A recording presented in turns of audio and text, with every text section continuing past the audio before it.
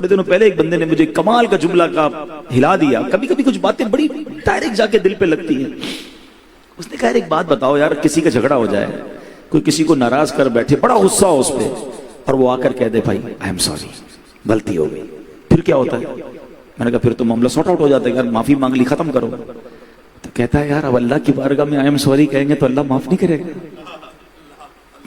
ہم تو رو رو کے کہہ رہے ہیں نا اسے, اللہ ہو گئی غلطی, کر لی یہ گناہ, بندے تیرے, دنیا والے معافی مانگے تو معاف کر دیتے, تو سب سے بڑا معاف کرنے والا ہے.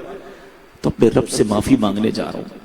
پلان کر کے جاؤ مکے مدینے کہ کعبے کے سامنے جا کر اب اللہ سے معافی مانگ کر آؤں گا, اللہ کو راضی کر کے آؤں گا. میں نے کئی بار چینل پر بھی یہ واقعہ سنایا, میں تو بھولتا نہیں ہوں. کافی عرصہ ہوا مکے مدینے کی حاضری نہیں ہوئی, دعا کریں حاضری نصیب ہو.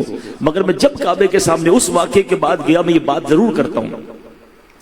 مجھے ہمارے رکن شورا قاری سلیم صاحب, انہوں نے یہ واقعہ سنایا. کہتے ایک بار کعبے کے دروازے پر وہ شاید کھڑے تھے, کہتے میرے برابر میں ایک بلوچ سردار آیا, اور بلوچیوں کی اپنی رسم و رواج ہے.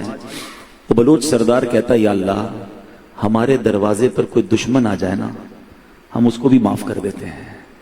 دشمنی ہوتی ہے مگر دروازے پر آ جائے نا کہ گھر آ گیا, بس اب معاف کر دیتے ہیں. اے اللہ میں بھی تیرے دروازے پر آ گیا,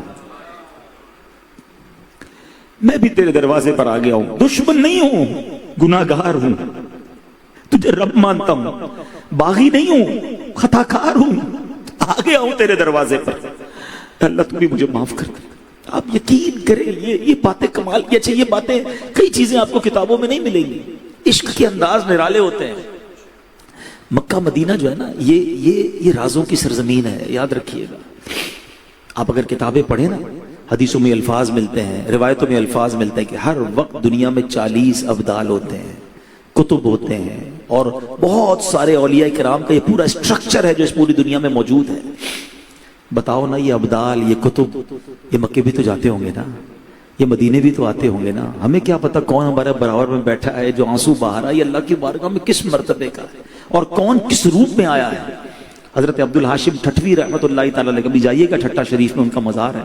وہ بہت کمال کی ہستی ہیں, بڑی کتابیں لکھی انہوں نے. ان کا ایک بڑا کمال کا واقعہ ہے. ان کا ایک مرید تھا, کہتا حضور مدینے جا رہا ہوں, دعا کیجیے گا. آپ نے فرمایا جاؤ مدینے, ہر چیز کا ادب کرنا, وہاں کے جانوروں کا بھی ادب کرنا. وہ مرید تھا, گیا مدینہ شریف, حاضری دی. اس نے دیکھا ایک وہ پرانی بات تھی, مسجد نبی شریف کی دیوار کے ساتھ کوئی کتا جو ہے نا وہ اپنے کمر کو رگڑ رہا تھا. اس کو بڑا غصہ آیا کہ یہ کدھر آ گیا, ڈنڈا اٹھایا اور اس کو کتے کو مار دیا, کتا چلا گیا. واپس مدینے سے آئے تو پیر صاحب سے ملے, تو پیر صاحب نے کہا کہ میں نے تمہیں کہا تھا نا مدینے کے جانوروں کا ادب کرنا. اپنا کرتا اٹھایا اور دکھایا کہ دیکھو یہ نشان میری کندھے پہ موجود ہے. کون کس روپ میں وہاں جاتا ہے, کون کس ڈیوٹی کے لیے جاتا ہے. ایک صاحب تھے مدینہ منورہ میں, مسجد نبی شریف کے اندر نہیں جاتے تھے. جو بندہ آتا نا باہر تو اس کے چپل اس کو پہناتے ہیں. ہمارے یہاں لوگ چپل پھینکتے ہیں, آپ نے دیکھا ہوگا مسجد نبی شریف کے گیٹ پہ یا حرم شریف کے گیٹ پہ زور سے چپل پھینک کے چپل پہنتے ہیں. یہ جگہ شور مچانے کی نہیں ہے. یہاں تو فرشتے بھی ادب سے آتے ہیں اور ہم چپل پھینک رہے ہوتے ہیں. تو وہ کہتا چپل نہ پھینکے, میں آپ کی چپل پہنا دیتا ہوں. تو وہ یہی کرتا تھا, ہر سال جاتا تھا. تو کسی نے کہا یار آپ آ کر یہی کام کرتے ہو, مسجد نبی شریف کے اندر کیوں نہیں جاتے؟ تو پتہ کیا کہتا ہے, کہتا ہے غلام باہر بیٹھتے ہیں, مہمان اندر جاتے ہیں. میں تو غلام ہوں نا, میں دروازے پر بیٹھوں گا.